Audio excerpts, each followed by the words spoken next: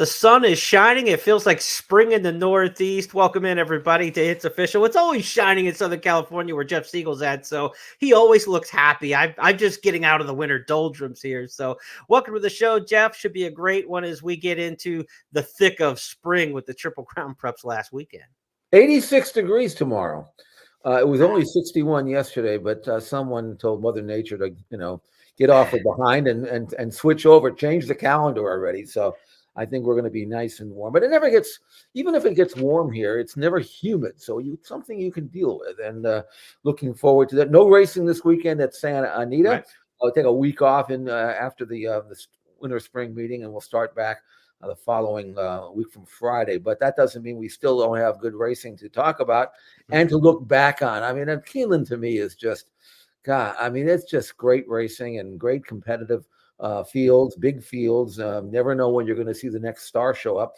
So we've got some important racing there. But again, we had some important racing last week, which definitely impacted the starting lineup for the Kentucky Derby. It's 68 here, and I feel like I hit the pick six. So 86 would just be laying it on too thick, too much for me to handle at this point. We welcome you into the podcast where we tackle 5 hot topics each and every week. For those of you watching on our traditional podcast channels, we'll review the topics for you. Those of you listening along on our audio channels, let's get started on the big board this week. Our first of 5 topics.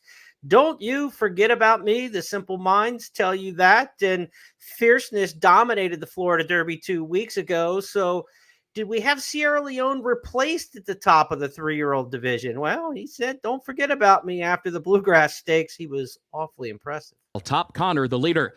Top Connor leads a length and a half, just a touch, is second by a length to Epic Ride, who's third a half length. Dornock is still there in fourth to the inside, and BU is in fifth and still 7 lengths off the lead. Now Sierra Leone is toward the center of the pack, looking toward the outside, 8 lengths to make up, just over a quarter mile to go. Top Connor is the leader. Epic Ride swings wide, just a touch between horses. Dornock has to shift lanes along with Sierra Leone. That pair out in the center of the track, still 5 lengths off the lead as they move by the 8th pole. Just a touch has taken the lead from Top Connor. Sierra Leone is running on from the outside. A 16th to go. Sierra Leone comes forward for the lead and deep stretch and wins the Toyota Bluegrass for Tyler Gaffalione. Just a touch was second. Epic Ride was third. 1 minute, 50.08 seconds. So, Jeff, now the stage is set. We've got a dominant Florida Derby winner. We've got a locomotive rallying to win the Bluegrass Stakes. Your take on what we saw in Lexington? I was impressed. I thought he might be vulnerable in this race because I absolutely liked Just a Touch, and I thought the discrepancy in the tactical speed between the two horses could play out, and it looked like it was going to in the upper stretch. Just a Touch had just secured a great pace stalking trip, even though the fractions were quick. He hit the front. Sierra Leone had to come from way out of it, from the far outside, and boy, did he impress in the final stages. He wasn't really knocked about at all. He did what he had to do. That's what a $2.3 billion yearling by Gunrunner is supposed to perform. Not a lot of them don't, but this colt has upheld his end of the bargain. He's now run 4 times, 3 wins and a second. His second was the nose defeat that he got in the Remsen, which is not bad. Turned the tables on Dornock, and he gives every indication that 2 things. Number one, he's going to step forward again. He's got more to give, and that he will like a mile and a quarter. Now, I don't know about the race shape and all that other thing that might happen in Kentucky, but after Fierceness won his last prep, I didn't think we were going to have a real true competitor. But don't you forget about me. That's the Simple Minds. We are Simple Minds, let's face it. And Sierra Leone said, don't you forget about me. I'm still around here. I'm still standing.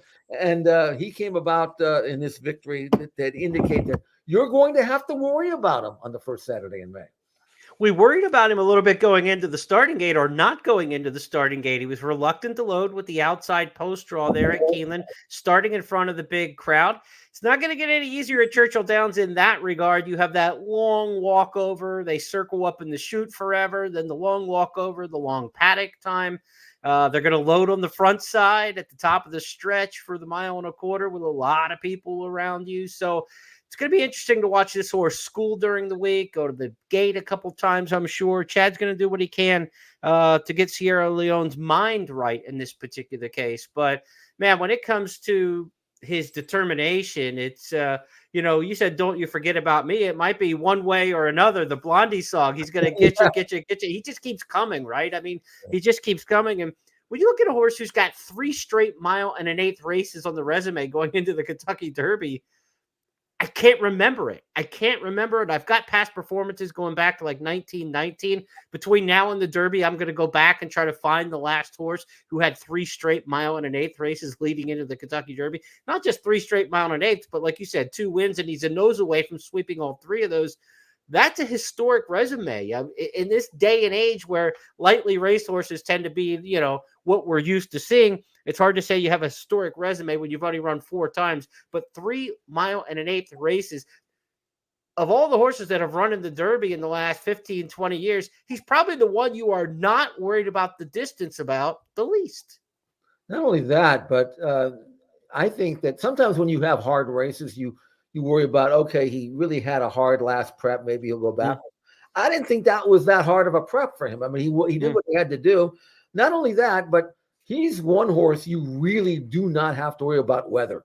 He can handle sloppy tracks. He can handle fast grounds. You don't have to worry about the weather report. Here, the only thing you may have to worry about is you'd like for him to get an outside draw just so he can kind of drop over and pick his spot. Agreed. You'd like to see some speed materialize, but the more I look at this race, I'm not saying they're going to go out in 45, but they're not going to be crawling either. At least I don't think they will. So he should have enough pace to set things up if he's good enough. And I think Sierra Leone, to me, if he behaves himself, as you mentioned, in the warm-ups and going into the gate, he's genuine. He's going to fire, and he's going to make it interesting from the quarter pole home. He has that tendency to duck in a little bit. He did it again in the Bluegrass. He's a paddler. He's not for $2.3 million. He doesn't have the most efficient moving, but he's a runner, right? And I don't know how long he'll stay sound with that front left action that he has, but look, they're trying to win a Kentucky Derby with him. And Chad Brown has said, I've won the Preakness. I've won all the big races around the country. The one thing missing in my resume is the Kentucky Derby. And he feels a little more intent, I think, on having a Derby horse now than he had in his career. I think it's a focus for him now. And he's got the right horse this time around. You mentioned, like, now we have 2 horses, right? We thought we were just going to have that one dominant favorite into the Derby. The last time we had just 2 horses like this in the Derby was 2016, when it was Nyquist and Exaggerator.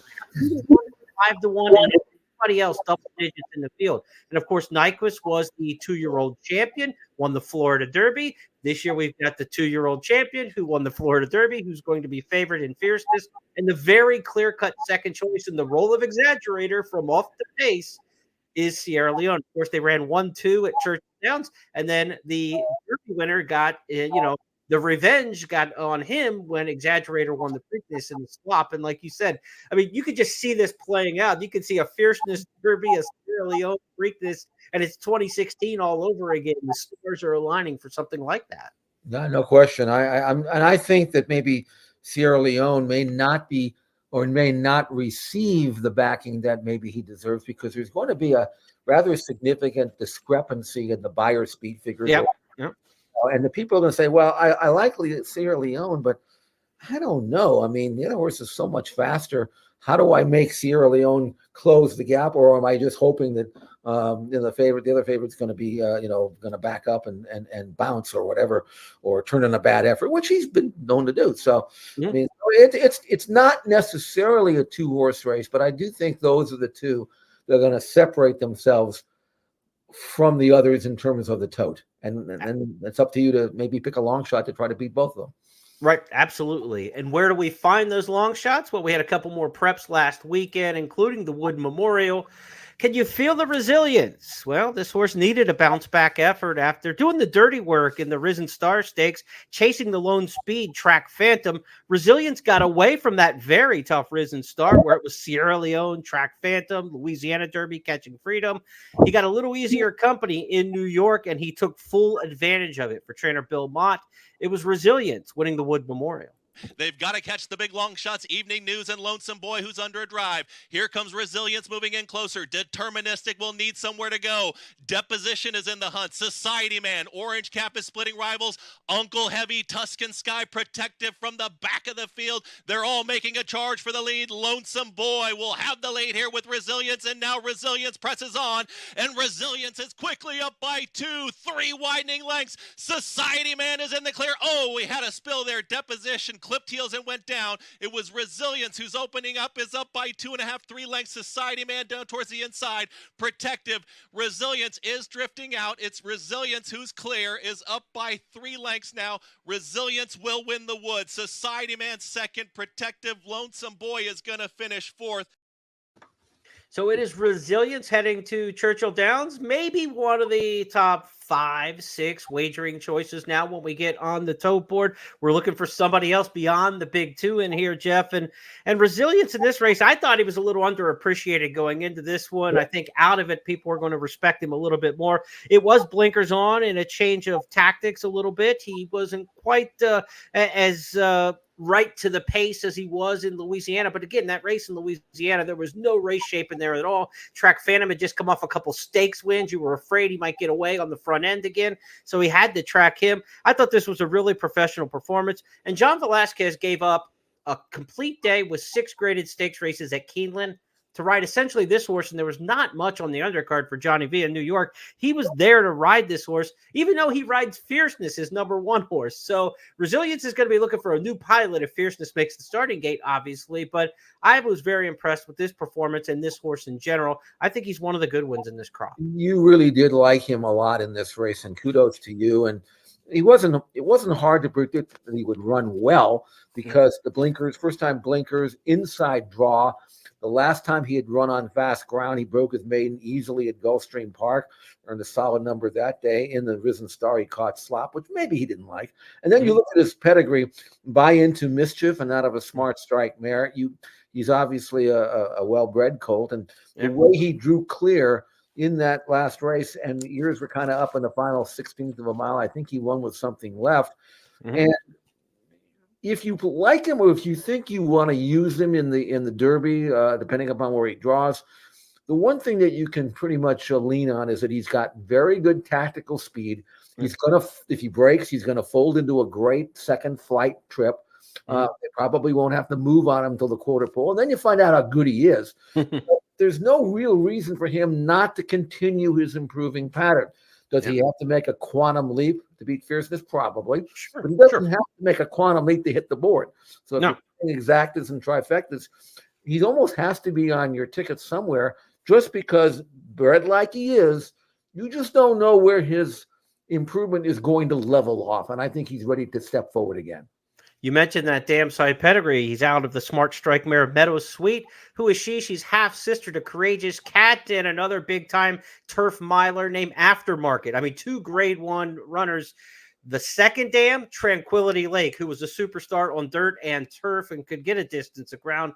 Those other 2 were turf milers, but grade 1 major millionaire types. So just a brilliant family on the dam side by Into Mischief, one of the more brilliant sires in the game over the last decade. So there's a lot to like about Resilience. Has to make up a lot to beat Fierceness for sure. But this horse got beat 3.5 lengths by Sierra Leone down at Fairgrounds. And so that wasn't that far. And if you take a trip in the Kentucky Derby and Sierra Leone gets bottled up somewhere and this horse has more tactical speed, maybe, just maybe at that, at the intersection of talent and trip, you can be in the mix. And I think Resilience is one that we want to keep an eye on. What about Deterministic in here? Everything kind of imploded for this runner. It was a tough trip. The horse kind of like, to me, on the clubhouse turn, got that oh crap moment where the turn came up on him. He was rank. He started throwing his head on the first turn. He had never been around 2 turns before. Mile and 1/8 at Aqueduct. They come right into the clubhouse turn pretty much out of the gate, with a short run into that first turn. Nothing really seemed to go right for Deterministic. Then he had traffic trouble on the second turn and turn. Ended up 8th in here. He still got the points to be in the Kentucky Derby based on his Gotham win. What do you do if you're Christophe Clement and company with Deterministic? I back off. I mean, someone must have yelled at this horse into the clubhouse turn, hey, you're by Liam's map out of a Spicetown mare. Number one, you're not supposed to run this far. Number two, why don't you get rank like all of these sprinter stretching outs do? And that was the key to me. Although I loved him as a horse, and I still think he's got a tremendous amount of natural talent, I wanted to see how he would react from the starting gate to the clubhouse turn. And I didn't take long for him to start. I said, okay, this is over. Yeah. He doesn't know he's supposed to run 2 turns. And, I think that the speed breeding that he had in there kind of took over. And he got mad when they tried to grab him. And I saw that. And then into the far turn, when he thought maybe there's still something left, he got blocked, he got mad again, and then he flattened out. To me, it's not so much the distance of the race, is that this colt didn't have any idea how to negotiate it. Yeah. And if I'm Christophe Clement, I say, okay, let's back off here. There's still good races to the Wood, maybe the Woody Stevens, maybe one of those kind of races like that. And maybe down the road when he gets a little bit more experience, we can test him again. But right now, if they ran him back in the Derby, I think they might ruin him. And I don't think Christophe Clement ruins many horses. I would back off and start over. I would agree. There's a great race watching point that I want to let people know. If you go back and watch replays on this, going into the clubhouse turn, Deterministic's about 3 paths off the rail, just behind the front couple horses. And Joel Rosario sees the inside open, so he just guides the horse quickly to the left. But as soon as he did that, the horse took off. Yeah. Well, if you watch workouts in the morning, that's your sign to go, right? You're galloping along. They bring you to the rail, and you're supposed to go. And this horse didn't have much experience at all other than in the morning, right? He had the one race at Saratoga last year. He had the Gotham. I think when Rosario took him to the rail, he goes, oh, I'm supposed to go now. He just didn't have enough race experience. Like you said, the talent is there, but he took off like a maniac as soon as Rosario guided him to the rail. And then he got in all kinds of, headstrong trouble into the clubhouse turn. He had to go 9 furlongs. This is a very talented horse, Deterministic, but like you said, the Derby becomes even more of a popcorn popper in there for him to try to figure out what to do. The experienced horses run into trouble in the Kentucky Derby, much less the inexperienced ones. He didn't do this in the Gotham, but let's not forget in the Gotham, there was a half-mile run from the starting point gate to the far turn. Right. This is 1/8 of a mile. It's a whole different game, apart from just the distance himself. So I'm not going to give up on Deterministic, but I am not going to consider him in any way, shape, or form as a likely starter, or should be a likely starter in the Kentucky Derby.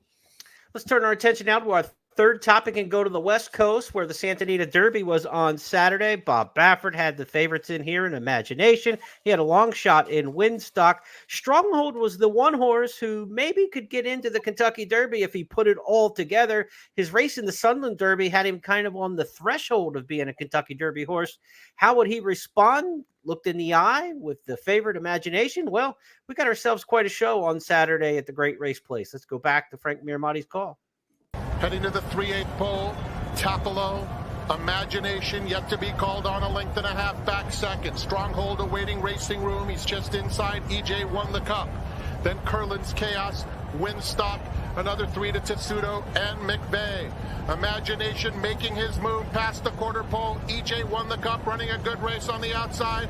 Tapalo is down at the rail, and Stronghold won from the outside. A driving finish. Stronghold bursts through between horses and is up to take the lead at the furlong pole. Imagination trying to match strides with him, and EJ won the cup in third. It's Imagination and Stronghold nose and nose in the Santa Anita Derby. Stronghold just in front, and Stronghold prevails under Antonio Fresu, who's jubilant, understandably, in this great moment, defeating Imagination.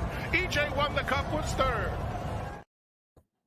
I guess if you win 8 Santa Anita Derbies, losing one like that just gets you a snap of the fingers for Bob. But Stronghold, we just talked about the experience of horses in the morning and how that can translate to the afternoon. Jeff, you showed a workout with him and company with 2 superstar turf horses where he had almost the same kind of trip where he let them go. He had to come, he had to split, and he just finished up so beautifully. That's what put you onto this horse, I think, to win this race. And you were on top of Stronghold in this particular spot. Like morning, like afternoon, he really learned his lessons and came through nicely. That's exactly what it was. I'd watched his race in the Sunland Derby. I thought it was really good. It actually earned a pretty good number, so it was not some phony race. I love the way he did it. But again, you're talking about the Sunland Derby. So now he comes out for Phil D'Amato, and he has a spectacular workout, which we highlighted last Friday, in which he's not only did he blow by two really good horses, he did it easily, he did it in hand, and he did it the right way. Mm-hmm. He didn't pull, he didn't lug in, he didn't do anything stupid. He just looked like a horse who had been there and done that, which he had. And so now he comes out of that race. He gets himself into a jackpot at the 5/16th pole where he's between horses. I mean, he's behind the wall. He has to come between horses because one of the horses hung around a lot longer than I think we thought he would. EJ Won the Cup, was on the outside. He's supposed to back out of there. He didn't. So now Stronghold has got to come through a rather narrow opening, which he responded professionally. He's going to have to do that in Kentucky, I'm sure.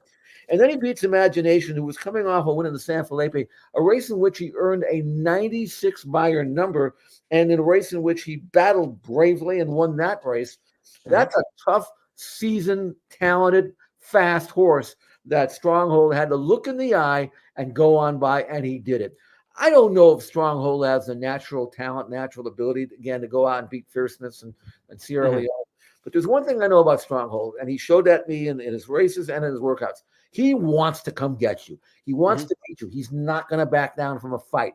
And another thing I'll tell you about is that they gave him, the Beyer guys, gave him an 89 Beyer number. That's ridiculous. That's at least 5 points too short. I looked at his races. Imagination just won a race at this track and distance by 96, earned a 96 number. Do you think he regressed? I don't think so. I think he is the best shot. And Stronghold just earned an 89 Beyer winning in Sunland Park. You don't think he ran better in this race in Sunland Park? Come on, get it right. I thought he at least earned a mid-90s and didn't do it with a great trip. So I don't know. I mean, you can always go back and fix it, I guess, is what they did with Sierra Leone last week. I think there should be a little bit of a fixer maneuver here with Stronghold because he's better than the 89. And if you want to consider him for for the Kentucky Derby, consider that number, if you look at it, is not real. I mean, he's better than that, and I think he's going to show it. Again, he's not quite up to what he needs to be to win it, but I would be very, very surprised if he doesn't at least hit the board.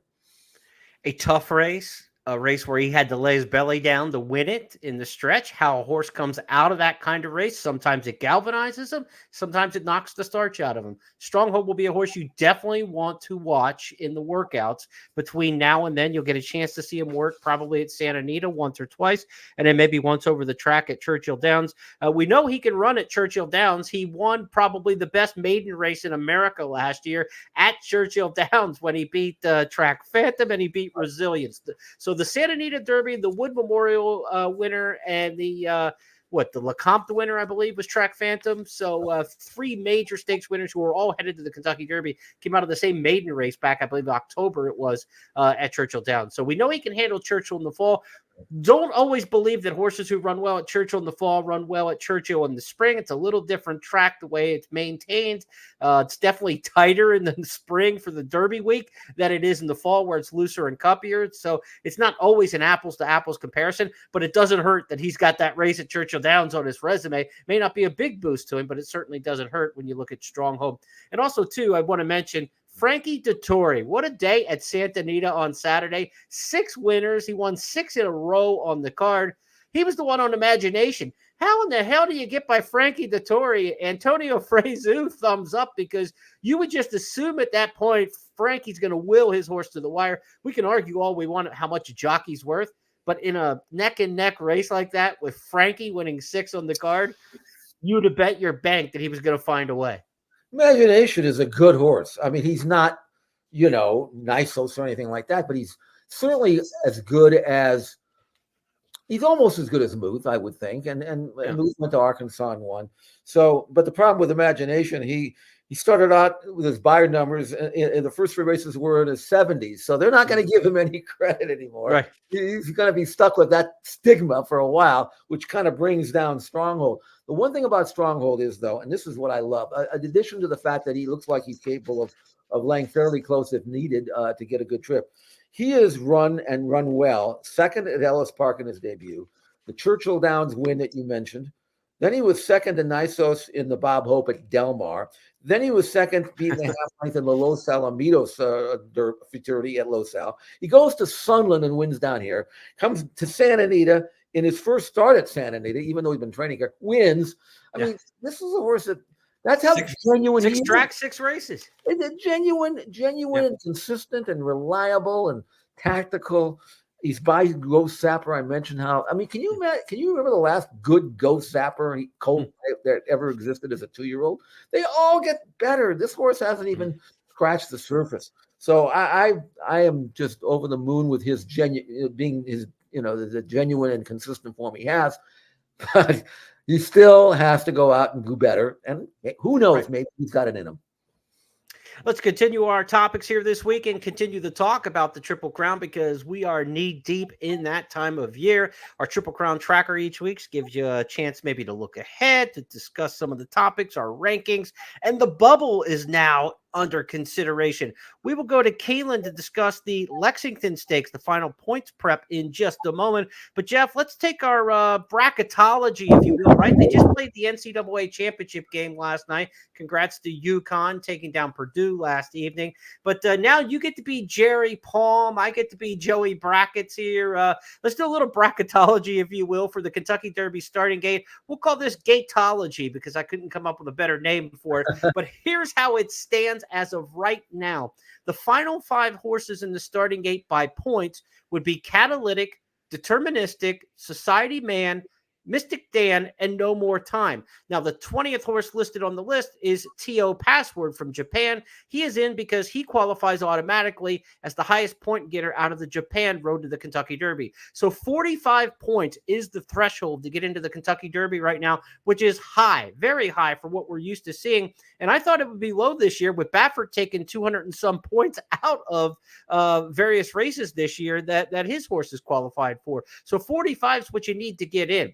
Now, the first 5 horses on the list who are below that in terms of points: Grand Mo the First, Common Defense, Epic Ride, Hades, who we're going to see again this week, and Uncle Heavy. So Uncle Heavy just coming out of the Wood Memorial, where he was disappointing, couldn't follow up on his Withers win.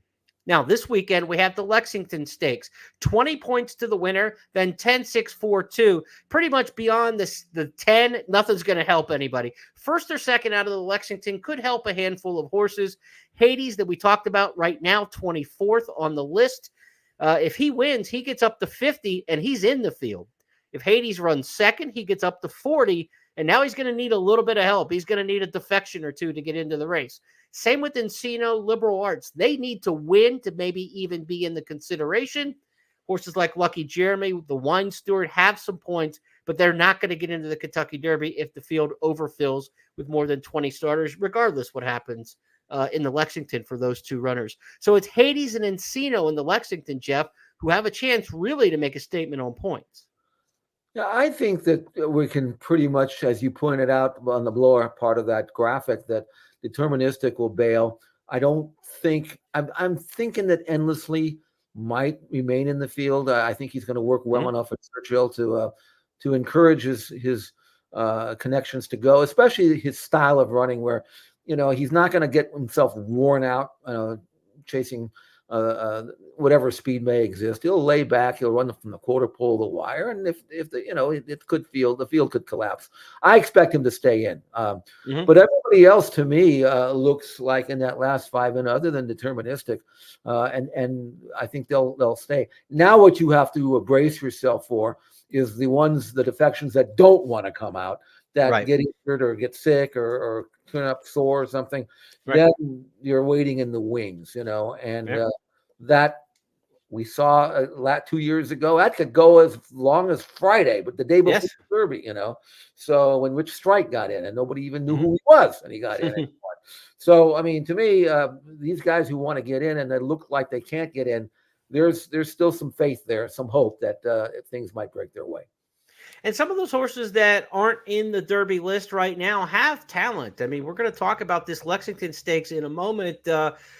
Hades won the Holy Bull Stakes, right? And he was one of the ones for the Florida Derby, but didn't turn up well that day. Had a little bit of trouble early in the race and just didn't fire. Encino drew the outside post in the Bluegrass last week, and they decided to pull out of there, Brad Cox, and head to the Lexington instead. Liberal Arts, a horse who I've been very high on. He had a nightmarish trip, a lot of it his own doing. He lost it on the first turn in the clubhouse turn when getting into a wrestling match with Tyler Gaffleone. He's back in the Lexington Stakes now with a chance to get in on some quality points. Maybe for the Preakness. Liberal Arts, I still think could be a Kentucky Derby horse, but he's going to need to win the Lexington and need another horse or two at least to drop out of the Kentucky Derby, which in the next 4 weeks is going to happen. I mean, just mathematically, we know that. That is just history. I mean, it would be an exceptional year if the top 20 holds over the next 3-4 weeks. It just doesn't work out that way. There are also eligibles that can go into the Kentucky Derby, like you mentioned with Rich Strike. So even if you're not all the way up to 20, but you're there at Churchill, you're on the grounds, you get your name in the entry box. They enter the Saturday before. That's another factor. They're now entering on Saturday for the Kentucky Derby, a full week out. So there's time for horses to drop along the way. But again, you're going to get all the also eligibles are going to take a shot, especially when entries are on Saturday and scratch time is Friday, the beginning of the card on Oaks Day. So there's a lot of chance for horses to come out after the entries are drawn. So you're going to get all 4 also eligibles enter this year. I think you're going to see 24. And then there's the status of Muth. Thanks to a temporary injunction that was filed, Kentucky Circuit Court judge will determine whether or not to issue that. Yeah. I had this vision in my head. I don't know what it is, like the judge looking over the form and saying, well, yeah, he's got a shot, you know. So, I'm looking at, well, maybe I will throw him in, you know. I don't know. But that's another horse that could spoil the party for some. I don't know what kind of chance that is when it gets to the legalese and court filings and stuff. I'm out to lunch, but it's something we'll certainly read about. But anyway, well, with Muth, the decision should come on the 15th. They're going to have another hearing on the 15th, which is a week from yesterday, right? And we're going to see on the 15th. Churchill's trying to get something thrown out. They're trying to get an injunction. They're trying to get the injunction thrown out. They might do the hearings together, the judge has said. I saw a quote from the judge. His name, Mitch Perry. And I love this quote. He said, "I don't want a circus." Well, Judge Perry, the clowns are out. They've got the flowers in their pocket and they're squirting water. We already have a circus with this. Right. It's been a circus for 3 years. So what his decision is going to be on whether or not they can, that Zidane can run Muth in the Kentucky Derby would have major implications, because when you think about this, if they were to reverse course now and say, well, you have the points to go, what about all the other horses who thought, okay, I need to do this, I need to do that, I've planned my horse, I got the points that I needed all season long? Somebody's coming out at the expense then who played by what the published rules were the whole season. So there's not an easy solution to this. And if it's, I don't know what the legal ease will be, like you say, as to what is fair and what is not fair, but the world and life are not fair. I can't see, look, we're handicappers and we're gamblers. I can't see this lawsuit working. I will be shocked if it works and that they allow Muth to run the Kentucky Derby. I'll be very surprised. I think it's a long shot. It's a Hail Mary at the last minute. And I don't, look, if you're in that situation and you want to take every last hope that you can, and you've got the money to do it, and you want to take a shot, great. But man, I don't know. I'm bad on stewards calls, though. I get most of the DQs wrong. So maybe I'll be wrong on this one, but I do know this, it will be a circus one way or the other. Yeah, right. It will be a circus. And I don't know what's going to happen. And fortunately, I don't have to worry about it. And so whatever happens, let them, you talk about a circus. The first thing, okay, what's the elephant in the room then? If this is a circus, Right. I don't know. There's all these kind of puns we can play with, but other than that, and it gives us something to talk about. Let them figure it out. So, we'll worry about that if it happens. Here's my updated rankings for the Countdown to the Crown, which is published each Friday at countdowntothecrown.com. I've backed to 20 this week. We kind of had a mishmash last week because I've decided now all the preps are done. We've got the race in the Lexington this weekend. It's time to talk Derby horses only. So we paired out the horses ineligible for the Kentucky Derby, kind of threw them off onto the right side. Some Preakness horses, Muth, Tuscan Gold's aiming that way. Epic Ride coming out of the Bluegrass Stakes, probably a horse for the Preakness. Imagination, maybe Knightsbridge. He could work his way into the Preakness after the Pat Day Mile. He's going to run in there. So we're going to keep those horses off to the side because they are not Kentucky Derby points horses and ready to go. I've got Deterministic listed last because I think he comes out of the race, as Jeff and I have speculated. Now, Jeff, as I get to the rankings, Resilience moved up. You know, he's been top 12, 13 for me since the very beginning of the season and continues to move up. And I thought his race in the Wood puts him ahead of all the other domestic horses not named Fierceness or Sierra Leone. I had a debate whether or not I like him more than Forever Young, the horse from Japan who won in UAE. I think he's slightly better than Catching Freedom now, even though those two matched up within about a length of each other in the Risen Star. I like where Sierra Leone is going now towards the 1.25 miles, just slightly more than Catching Freedom. Beyond that, I'm starting to get a little worried who I'm going to use beyond those top 4 or 5, because you know the Kentucky Derby's not going to run, chalk top to bottom. So we've got time to figure out who some long shots might be. What do you think of the order or how you might shift things around? I think the top 8 to me is where I'm focused on. I think any of those would be capable of hitting the board, at least. I'm very confident that Stronghold will run his best race. I'm intrigued by Endlessly, although I could see him, not fired because it is dirt and there's dirt in his face and all that other stuff. But I think the top 8 here have a legitimate reason to run well. Just a touch, I'm a little concerned about his lack of seasoning. I thought he ran really well in the Bluegrass, but I also thought he had his chance. Right. Catching Freedom comes from way out of it, similar, I guess, to Endlessly, and we'll see how he performs. Resilience has got the great tactical speed, so I think he'll run well. And then you got the big 2. So it's kind of shaping up like we kind of expected. Most of the experts kind of got the NCAA tournament bracket right, at least when it comes to the Final 4. Yeah. So I'm not really expecting any massive surprise here other than among who might be on your top 8 here. I think that's the race. Everybody else I've got a little bit of a negative against, and so I think the top 8 is where it's at. If there is an NC State to use a 2024 bracket analogy, Encino or Liberal Arts this weekend, I think if either runs big and gets into the Kentucky Derby field, they might be up in that 8 area. I don't think any of them move higher than that, but they're in that 8-9 area. I like those horses as much as I like Just Steel or Track Phantom or anybody from 9 below. So those would be some interesting horses. Let's go to our 5th and final topic this week, as we're always looking for a star of tomorrow on this podcast. Jeff took us to the turf at Santa Anita on closing weekend of the Classic Meet. Bits Tiger Magic. Check this one out.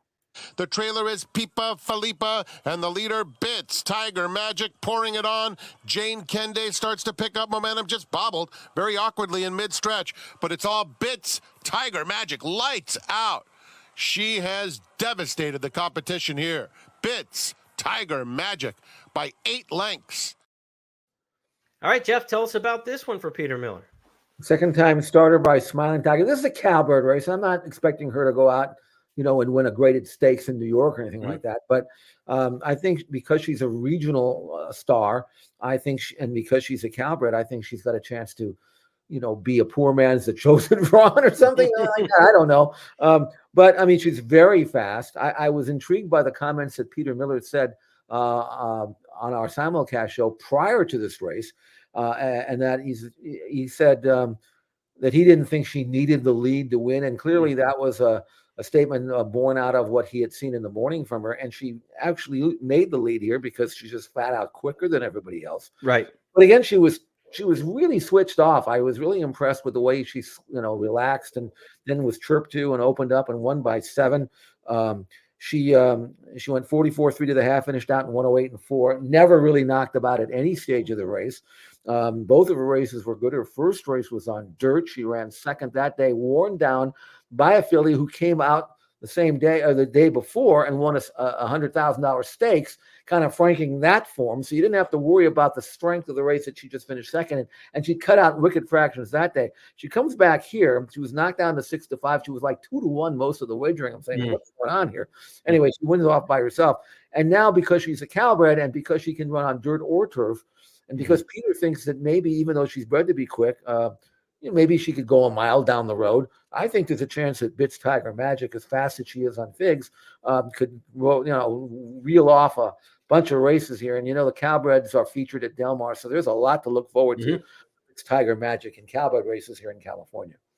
Put her on your horses to watch list. It's our start of tomorrow for this week. We've got a bonus topic for you this week. Late last night, the Senate and the House in the state of Maryland approved the bill that will move the operations for the racing at Pimlico Racetrack and the restoration of the Pimlico facility into the hands of the Maryland Racing Authority. So we are going to see a transition between First Racing and the Maryland Thoroughbred Racing Operations Authority beginning July 1st. That as soon as the governor, Hogan, in Maryland signs the bill, which he's expected to do, there's going to be a change of hands and things are going to get a little, I don't know, cloudy, I guess, over the next few years, because at Pimlico, they will run the Preakness Stakes there, of course, in May. And then in July 1st, the Maryland new authority will take over the operations of the day-to-day racing in Maryland. Stronach Group and First Racing will still own Laurel Park, and they will run at Laurel Park for the rest of 2024, of course, all winter into 2025. Preakness 2025 now is expected back at Pimlico. There were talks about 2 Preaknesses moving to Laurel Park, but as of last night, the reporting from the media in Maryland is Preakness 2025 would be at Pimlico. And that would be the 150th running of the Preakness Stakes at Pimlico. And then you expect them to raise the building immediately, because then 2026 will go to Laurel Park, and the 2027 Preakness will be where the new Pimlico Racecourse would be unveiled. So a lot of exciting times in Maryland. It could be a win-win for everyone involved. Not for the taxpayers in the state of Maryland, who anytime the politicians get involved, I think $400 million involved in this project for the state to rebuild Pimlico. The taxpayers are obviously going to foot a lot of the bill in that case. But from a racing fan standpoint, Jeff, this feels like it could be a win-win for everyone involved. The horsemen in Maryland want to run their own operation, similarly to the way the state of California runs Del Mar racing. And that's what we're probably looking at for the future of Maryland. I think it's a good thing. I mean, a brand new racetrack, the racetrack that my hero in this industry, Andrew Beyer, once called a dump, and I really couldn't disagree with him. But if we get a brand new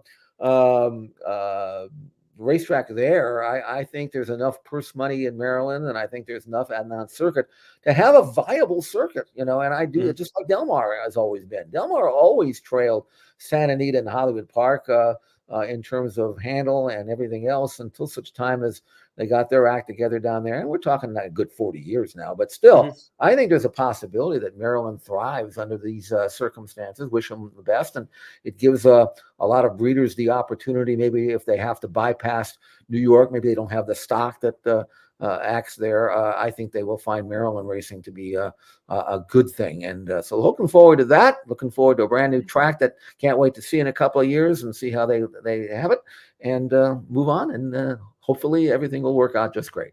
And if you're nostalgic and you want to go back to the old hilltop, you got another shot this year and maybe a shot in 2025 as well. But again, that's the latest reporting. I've seen it both ways, that 25 and 26 would be to Laurel. But last night, the reporting is 2025 will be at Pimlico. So don't wait. Don't wait. If you want to get to Pimlico, make sure you get there this spring during the short Preakness meet to check out Old Hilltop at least one more time. But new Old Hilltop should be awfully impressive. I've seen some renderings of what they're planning there. I've seen the renderings at Belmont Park. Very exciting times for the Triple Crown venues. Churchill Downs with that brand new Coliseum paddock that they've put in there.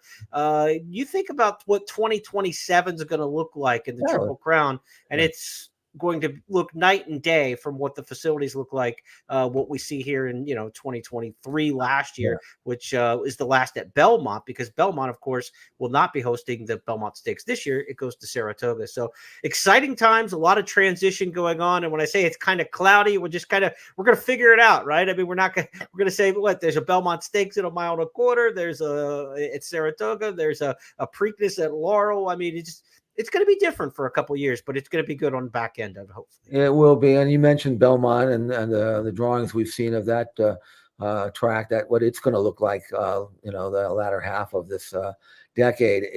I'm jealous out here in California. I mean, I love Santa Anita, but change is always good as far as I'm concerned, and improvement's always good. So we'll look forward to that. But anyway, good racing this weekend. Still things to develop. And just, again, I say this every week or every year. God, I hope there's no late defections. Nothing could be worse than being an owner with the hopes and dreams of being in the Kentucky Derby and then getting that phone call. Nobody wants to. Well, imagine being Mike Rapoli, right? He had it with Uncle Mo. He had it last year with Forte.